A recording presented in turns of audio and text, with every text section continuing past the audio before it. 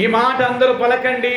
నేడు నేను మీకు తెలియజేయుచున్నాను. ఏం చేయుచున్నాడట? ఆమె చెప్పండి. హల్లెలూయా. దేవుడు ఈ మాటలను మన కొరకు ఆశీర్వదించునుగాక. చాలా జాగ్రత్తగా ఈ మాటలు మీరు ఆలకించండి. పిల్లరా, ఈ జకరియా గ్రంథ రచయిత ఎవరు అంటే, పాత నిబంధనలో ఈ జకరియా అనే పేరుతో 3 వ్యక్తులు ఉన్నారు. దయచేసి మీ దృష్టి అంతిటే ఉండాలి. కొద్ది నిమిషాలు వాక్యం మీద మీ మనసు పెట్టాలి. జకరియా అనేటటువంటి పేరు కలిగినటువంటి వ్యక్తులు బైబిల్ గ్రంథంలో 3 ఉన్నారు. బైబిల్ గ్రంథంలో జకరియా అనే పేరున ఒక రాజు ఉన్నాడు. బైబిల్ గ్రంథంలో జకరియా అనే పేరున ఒక ప్రధాన యాజకుడు ఉన్నాడు. బైబిల్ గ్రంథంలో జకరియా అనే పేరున ఒక ప్రవక్త ఉన్నాడు. ఎంతమంది ఉన్నారు? జకరియా అనే పేరున 3. ఒకళ్ళు రాజు, రెండవ వ్యక్తి యాజకుడు, ప్రధాన యాజకుడు, మూడవ వ్యక్తి ప్రవక్త. ఈ జకరియా అనేటటువంటి మాటకి అర్థం ఏంటంటే, యెహోవా జ్ఞాపకము చేసుకొనును. ఎవరు జ్ఞాపకం చేసుకుంటారు చెప్పండి?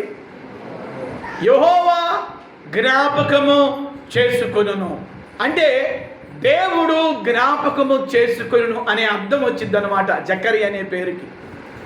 ఈరోజు చూడండి, తల్లిదండ్రులు పుట్టిన పిల్లలకి మంచి మంచి పేర్లు సెలెక్ట్ చేస్తారు. మీరైనా నేనైనా ఎవరైనా కావచ్చు. పుట్టిన పిల్లలకి అబ్బాయి అయినా అమ్మాయి అయినా మంచి పేర్లు సెలెక్ట్ చేస్తారు. అంటే ఆ పేర్లకి అర్థం కూడా వచ్చేటట్టుగా సెలెక్ట్ చేస్తారు. పిల్లరా, ఈ పేరుకి అర్థం ఇప్పుడు కనుగొన్నది కాదు, కానీ బైబిల్ గ్రంథములో అనాది నుండి కూడా దేవుడు వ్రాసినటువంటి మాటలు అవి. ఒక్కొక్క పేరుకు ఒక్కొక్క అర్థం ఉంది బైబిల్ గ్రంథంలో. ఈ జకరియా అనే పేరున మరలా చెప్తున్నాను, ఒక రాజు ఉన్నాడు బైబిల్లోనే. జకరియా అనే పేరున ఒక ప్రధాన యాజకుడు ఉన్నాడు బైబిల్లో. జకరియా అనే పేరున ఒక ప్రవక్త ఉన్నాడు. పిల్లరా, ఈ జకరియా అనే మాటకు అర్థం యెహోవా జ్ఞాపకము చేసుకొను. ఈరోజు దైవజనుడికి ఒక మాట మీకు చెప్తున్నాను. ఈరోజు మిమ్మల్ని ఎవరు జ్ఞాపకం చేసుకోకపోయినా దేవుడు మాత్రం మిమ్మల్ని జ్ఞాపకం చేసుకుంటాను అంటున్నాడు. హల్లెలూయా, హల్లెలూయా. చాలా సంవత్సరాలు చాలా నెలల క్రితం, అంటే మేబీ లాస్ట్ ఇయర్ అట్టుకుంటా, కొంచెం సేవా భారంతో నేను మా తల్లిగారిని చూడటానికి నేను వెళ్ళా. ఎందుకంటే మా అమ్మగారు ఉన్నారు, బ్రతికే ఉన్నారు. ఇంకా 70 సంవత్సరాలు ఉంటాయి, ముసలి ప్రాయంలోకి వచ్చారు. నాకున్న సేవా భారంతో ఒక 4 నెలలు అమ్మని చూడలా.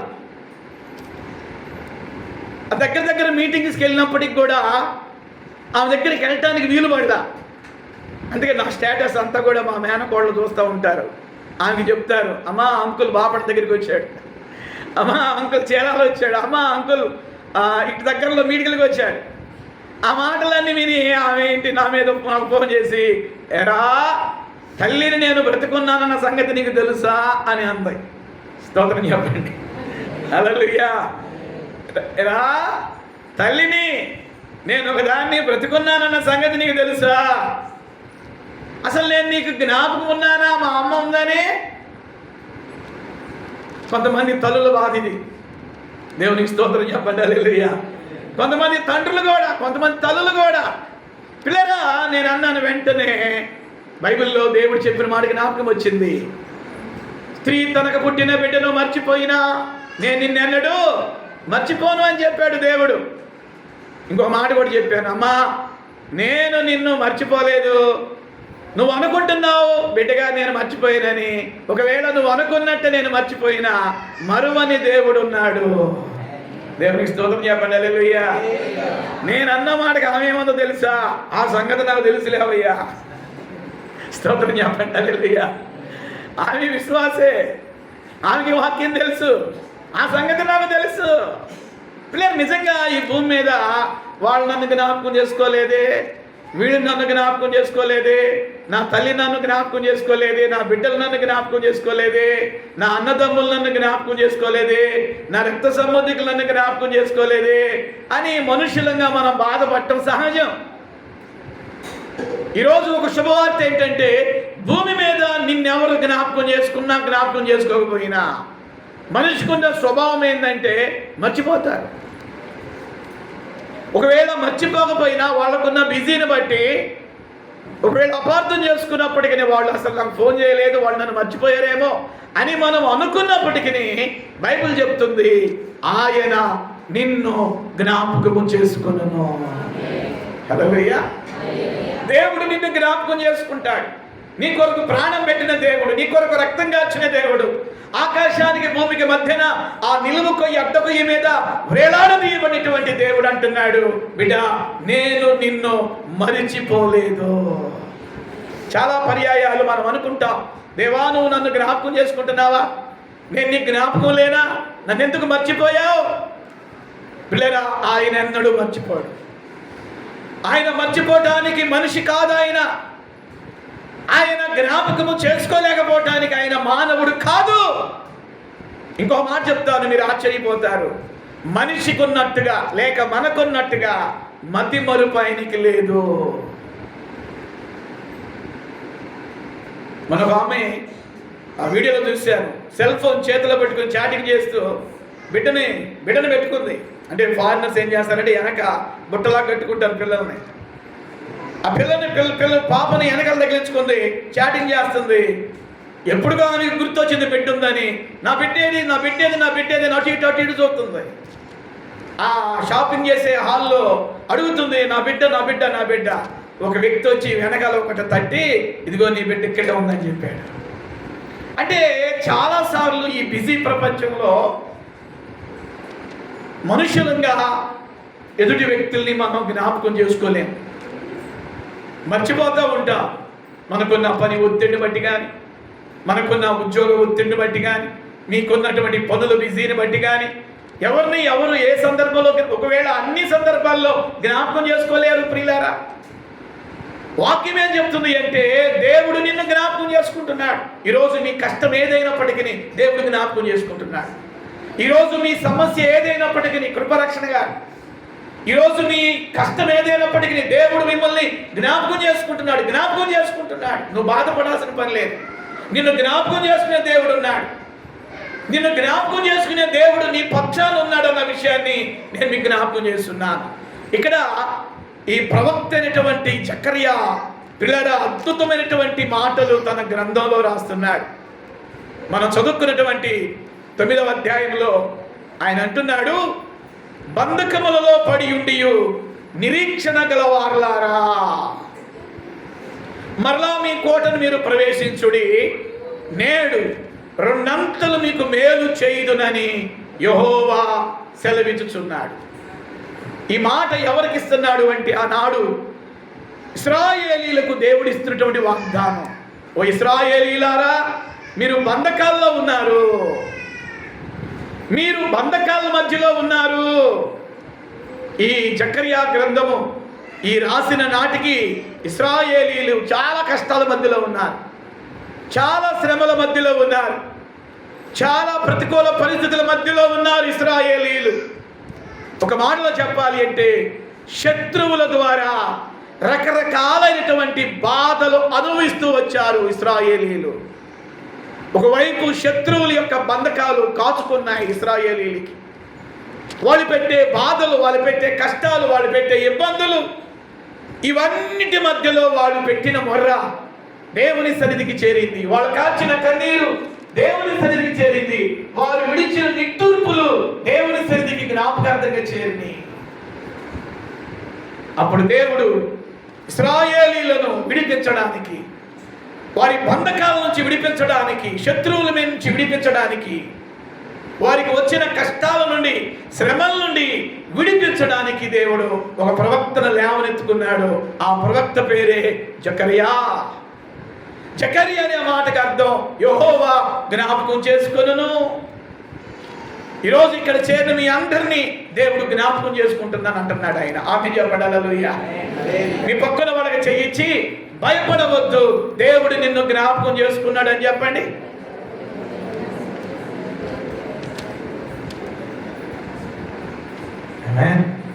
హల్లెలూయా, హల్లెలూయా. వాళ్ళకి ప్రవచనం చెప్పారు, మీరు ఇప్పుడు ఏం చెప్పారు? ఆమేన్ చెప్పండి. ప్రవచనం అనండి. హల్లెలూయా. ఏమని చెప్పారు? భయపడవద్దు, దేవుడు నిన్ను జ్ఞాపకం చేసుకున్నాడు. దేవుడు నిన్ను జ్ఞాపకం చేసుకున్నాడు. ఇశ్రాయేలీయులను దేవుడు జ్ఞాపకం చేసుకున్నాడు. అందుకే ప్రవక్తను లేపుకుని ప్రవక్త ద్వారా మాట్లాడుతున్నాడు. బంధకాలలో ఉన్న ఓ ఇశ్రాయేలీయులారా, మీకు బంధకాలు ఉన్నప్పటికీ, మీరు బంధకాల్లో మీరు పడి ఉన్నప్పటికీ మీకేముందంటే నిరీక్షణ ఉంది. ఇక్కడ నేను మీకు మాట చెప్తాను. ఇశ్రాయేలీయులకట వాళ్ళకి ఎన్ని శ్రమలు, వాళ్ళకి ఎన్ని కష్టాలు, వాళ్ళకి ఎన్ని ఇబ్బందులు, వాళ్ళు ఎన్ని బంధకాల్లో ఉన్నా వాళ్ళకంట ఒక నిరీక్షణ ఉందంట. నిరీక్షణ అని చెప్పండి. ఏంటో నిరీక్షణ? మేము ఎన్ని బంధకాల్లో ఉన్నా ఒక దినమున మా బంధకాలన్నిటి నుండి మా దేవుడు విడిపిస్తాడు.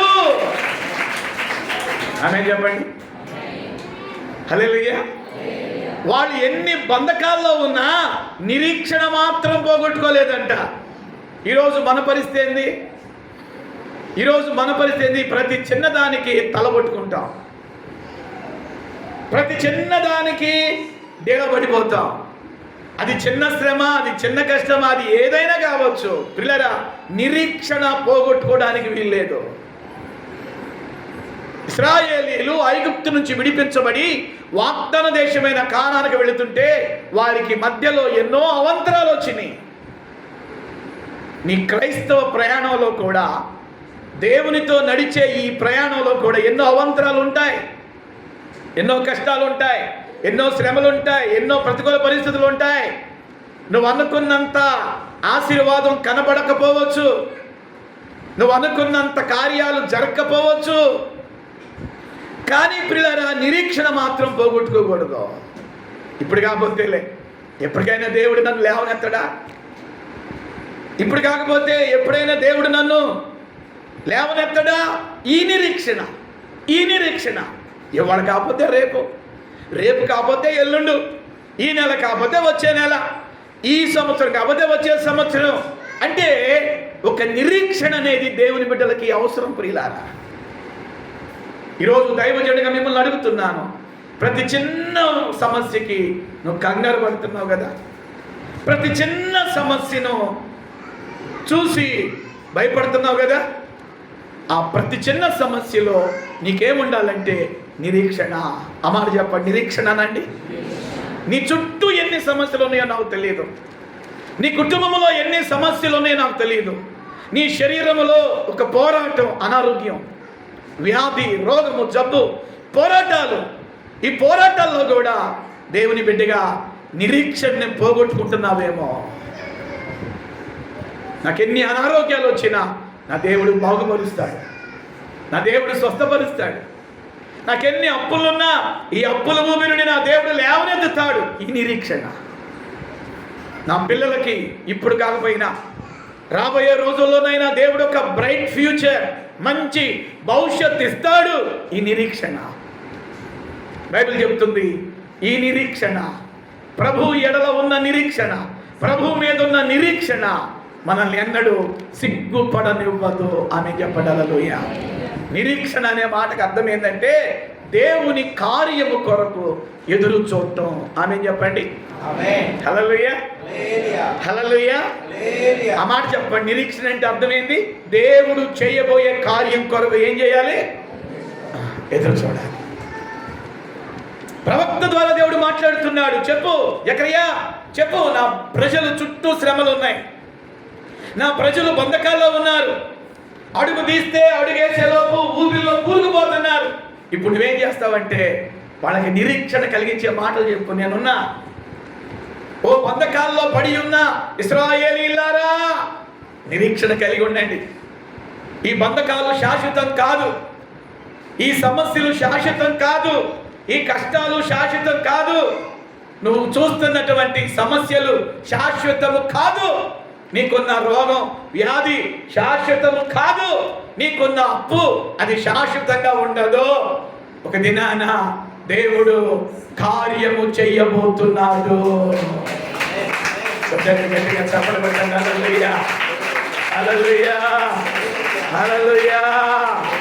ఏం చేయబోతున్నాడు? ఒక దినాన కార్యము చేయబోతున్నారు. ఇక్కడ దేవుడు చెప్పిన అద్భుతమైన మాట ఏంటో తెలుసా? ఇశ్రాయేలీలు వారి చుట్టూ శ్రమలున్నా వారికట దేవుని మీద నిరీక్షణ అనేది తగ్గలేదంట. ఆమేన్ చెప్పండి. ఏం తగ్గలేదు దేవుని మీద? దేవుని మీద నిరీక్షణ తగ్గలేదంట. మరి మీ సంగతి ఏంటి? వింటున్నారా? మన సంగతి ఏంటి? మనం ఏం చేస్తామంటే ఎప్పుడు మన ముందున్న వాటినే చూస్తాం. సమస్య వచ్చింది, సమస్య వచ్చింది, సమస్య వచ్చింది, కష్టం వచ్చింది, కష్టం వచ్చింది, ఎలా ఎలా ఎలా ఎలా ఎలా మదన పడతావు, టెన్షన్ పడతావు, కురింగిపోతావు. ఎలా ఈ తీరింది, ఎలా ఈ సమస్య తీరింది, ఎలా ఈ కష్టం తీరింది, ఎలా ఈ అప్పు తీరింది, టెన్షన్ టెన్షన్ టెన్షన్. పేతురు రాసిన మొదటి పత్రికలో ప్రభు అంటాడు పేతురు ద్వారా, మీరు దేనిని గూర్చి చింత పడకుడి. స్తోత్రం చెప్పండి. హల్లెలూయా, హల్లెలూయా. దేవుని మీద నిరీక్షణ కలిగిన వారు చేసే పని ఏంటో తెలుసా? దేనిని గురించి? ఆ మాట చెప్పండి. దేనిని గురించి? చింతకున్న స్వభావం ఏంటో తెలుసా? చచ్చిన మనిషిని చితి కాలుస్తూ ఉంటే బ్రతికున్న మనిషినట చింత కాలుస్తూ ఉండిద్దంట. ఒక మాట చెప్పండి, చచ్చినవాడిని చితి అంటే మంట కాలుస్తూ ఉంటే హైందవ సాంప్రదాయ ప్రకారం వాళ్ళని కాల్ చేస్తారు. చనిపోయిన వ్యక్తిని ఆ చితి మంట కాలుస్తూ ఉంటే ఆ కవి అంటాడు, ఏమంటాడు తెలుసా? బతికున్న మనిషిని అంట. ఇప్పుడు చెప్పండి, ఏం కాలుస్తుంది? చింత నిన్ను కాలవకుండా ఉండాలి అంటే, చింతతో నువ్వు కాల్చబడకుండా ఉండాలి అంటే బైబిల్ చెప్తుంది, నీ చింత యావత్తు ఆయన మీద వేయండి. ఈరోజు చిన్న చిన్న వయసులోనే బీపీలు ఎందుకు వస్తున్నాయో తెలుసా? మొన్న ఒక తల్లి నాకు ఫోన్ చేసింది, అన్నయ్య ఫస్ట్ ఇయర్ చదువుతున్నాడు అబ్బాయి, వాడికి బీపీ 170కి వెళ్ళిందంట, 170కి వెళ్ళిందంట బీపీ. చిన్న చిన్న పిల్లరా ఆ బీపీ నార్మల్గా ఉండాల్సిన పిల్లలకి 170కి వెళ్ళిపోయిందంట బీపీ. నేను అడిగాను, ఏంట్రా దేని గురించి ఆలోచిస్తున్నావంటే, అంకుల్ ఎగ్జామ్స్ దగ్గరికి వచ్చినాయి, నేను పాస్ అవుతానా తప్పుతానా అనే టెన్షన్ పట్టుకుందంట వాడికి. వాళ్ళ నాన్న అన్నాడంట, రే నువ్వు గనక ఇంటర్ తప్పేవా నాతో పాటు బయలుదేరమని తీసుకెళ్తాను అన్నాడంట. ఆ మాట ఆ పిల్లవాడికి టెన్షన్ తెప్పించింది. ఒక మాట చెప్తాను, తల్లిదండ్రులారా, మీ పిల్లల్ని చదువు చదువు చదువు అని ఒత్తిడి చేయపాకండి. చదువు ఒకవేళ తప్పితే నెక్స్ట్ టైం రాసుకోవచ్చు. అదే మనిషి పోతే, అదే బిడ్డ పోతే తిరిగి సంపాదించుకోగలుగుతామా? కొంతమంది తల్లిదండ్రులు బిడ్డల్ని టార్చర్ పెడతారు, బెదిరిస్తారు, బ్లాక్మెయిల్ చేస్తారు. ప్రేమగా మాట్లాడాలి పిల్లలతో. ఆ తండ్రి ఆ పిల్లవాడిని, నువ్వు ఇంటర్ తప్పేవా నాతో పాటు బయలుదేరి పని తీసుకెళ్తా. వాడికి టెన్షన్ పట్టుకుంది. బాగా చదివే పిల్లవాడే, అన్నిట్లో ఫస్ట్ మార్కులు వచ్చే పిల్లవాడే, భయం వేసింది, ఏమో ఫెయిల్ అవుతానేమో. ఆ టెన్షన్ పట్టుకుని 170కి వెళ్ళింది బీపీ. చిన్న చిన్న వయసులోనే బీపీలు, షుగర్లు, heart problems, kidney problems, cholesterol high. కారణం ఏంటి అంటే ఏదో విషయంలో చింత. కొంతమంది అమ్మాయిలకి చదువుల మీద చింత, కొంతమంది తల్లిదండ్రులకి వాళ్ళ పిల్లల భవిష్యత్తుని గురించిన చింత, కొంతమంది బ్రదర్స్కి సిస్టర్స్కి ఈ అప్పు ఎలా తీరాలనే చింత. పిల్లరా, ప్రభు చెప్తున్నాడు, నీ చింత ఏదైనప్పటికీ పిల్లరా, నీ చింతలన్నిటినీ తీర్చగలిగిన దేవుడు, నీ చింతలన్నిటినీ సమాధి చేయగలిగిన దేవుడు, నీ చింతలన్నిటి నుంచి నిన్ను విముక్తురాలుగా చేయగలిగిన దేవుడు నీ ప్రక్కనే ఉన్నాడు. నువ్వు ఆయన్ని చూడలా. మీ చింత యావత్తు ఆయన మీద మోపమని వాక్యం చెప్తుంది. మీ చింత యావత్తు అది ఏ చింత అయినప్పటికీ, తెలుగులో చింత అన్నాడు, ఇంగ్లీష్లో బైబిల్లో చూస్తే వరి. ఏ చింతతో మీరు ఈరోజు ఇక్కడ ఆరాధనలో ఉన్నారో నాకు తెలియదు. అది ఆరోగ్యంలో అనారోగ్యపరమైన చింత, పిల్లల భవిష్యత్తు పరమైన చింత, పిల్లల పెళ్లిళ్ళ గురించిన చింత, అప్పు తీరలేదనే చింత. ఈరోజు మీరు ఏ చింతతో ఉన్నప్పటికీ ప్రవక్త అయినటువంటి జకర్యా ద్వారా దేవుడు ఇశ్రాయేలీయులతో మాట్లాడుతున్నాడు. బంధకాల్లో పడి ఉన్న వారులారా, నిరీక్షణ కలిగి ఉండండి. ఈరోజు మీకు ఒక నిరీక్షణ అనేది ఉండాలి అంటున్నాడు దేవుడు. మనకు ఒక నిరీక్షణ ఉంది. ఆమేన్ చెప్పండి. హల్లెలూయా, హల్లెలూయా. మనకు ఒక నిరీక్షణ. ఏంటా నిరీక్షణ? మనకి ఎన్ని చింతలు ఉన్నప్పటికీ ఆ చింతలన్నిటినీ దేవుడు ఉఫ్ అంటాడు. ఆమేన్ చెప్పండి. హల్లెలూయా, హల్లెలూయా. ఏమండి, ఒక్కసారి దేవుని చేసిన కార్యాలు ఒకసారి మీ బైబిల్లో జ్ఞాపకం చేసుకోండి. బైబిల్లోనే జ్ఞాపకం చేసుకోవడమే కాకుండా మీ వ్యక్తిగత జీవితాల్లో దేవుడు ఎన్ని కార్యాలు చేశాడు. ఆ కార్యాలు అన్నిటి ముందు ఇప్పుడు నీకున్న సమస్య ఎంతది? నీ కొరకు ప్రాణమే ఇచ్చాడు, నీకున్న సమస్య తొలగించలేడా? నీ కొరకు రక్తమే కార్చాడు, నీకున్న బాధను ఫుల్ స్టాప్ పెట్టలేడా? నిరీక్షణ పోగొట్టుకోవద్దమ్మా. నా వైపు చూడండి. మీకు నా 2 చేతులు ఎత్తి నేను మీకు మనవి చేస్తున్నాను, దేవుడు లేని జనాంగంగా ఉండబాకండి. దేవుడు లేని వారికి నిరీక్షణ ఉండదు. మనకు దేవుడు ఉన్నాడు. ఆమేన్ చెప్పండి. హల్లెలూయా. పౌలు అంటాడు దశలోనిక సంఘానికి పత్రిక రాస్తూ, ఈ నిరీక్షణ మనల్ని సిగ్గుపడనివ్వదు అంటాడు. నిరీక్షణ లేని ఇతరుల వలె మీరు దుఃఖపడొద్దు అంటున్నాడు. చేతులెత్తి ఆమేన్ చెప్పండి. హల్లెలూయా, హల్లెలూయా. ఈ లోకములో అన్యులకి నిరీక్షణ ఉండదు. ఈ బాధ ఎలా, ఈ కష్టం ఎలా, ఈ సమస్య ఎలా, నిద్రపడేది వాళ్ళకి. కానీ దేవుని బిడ్డలకి